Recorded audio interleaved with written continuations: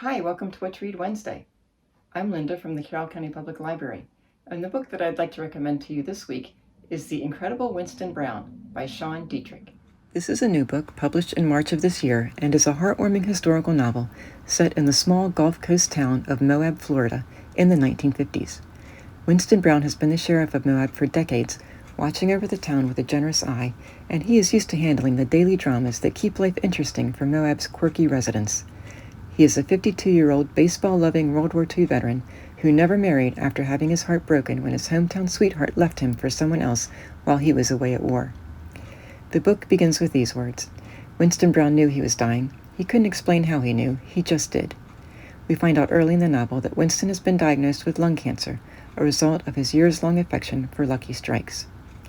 Soon after receiving this news, a child mysteriously shows up in his friend Jimmy's hen house. Nobody knows where she came from, and she isn't talking, so Winston, along with Jimmy and Eleanor, take her into their care. Eleanor, who has been Jimmy's steady girl since they were teenagers and is still waiting for him to marry her, is that woman we've all met, who is very capable and single-handedly takes on every committee and every job and performs them to perfection. The author describes her this way.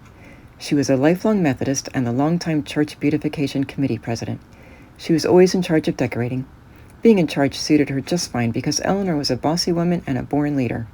In fact, she was in charge of just about everything at Moab Methodist, including Sunday school and women's Bible studies, water heater maintenance, sometimes even choir practice.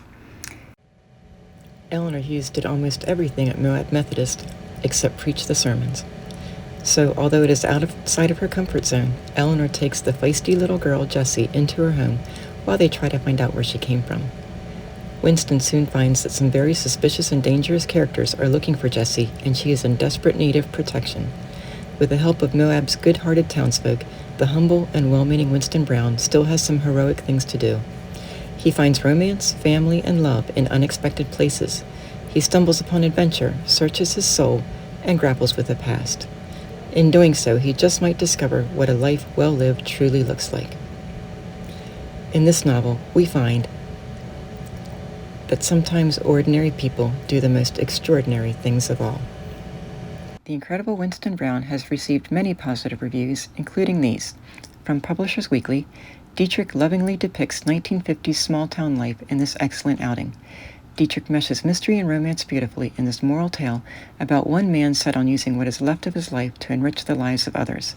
Dietrich's fans will love this rip-roaring, dramatic, inspirational.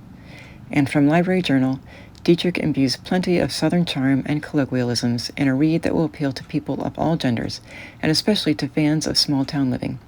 Readers who enjoy well-developed, realistic characters similar to those from Charles Martin and Lauren K. Denton will want to watch for more from this author. You can find The Incredible Winston Browne in print format at the library, and it is also available as an ebook or audiobook through Hoopla. Thanks for joining us for What to Read Wednesday. Come back again next week for more reading recommendations.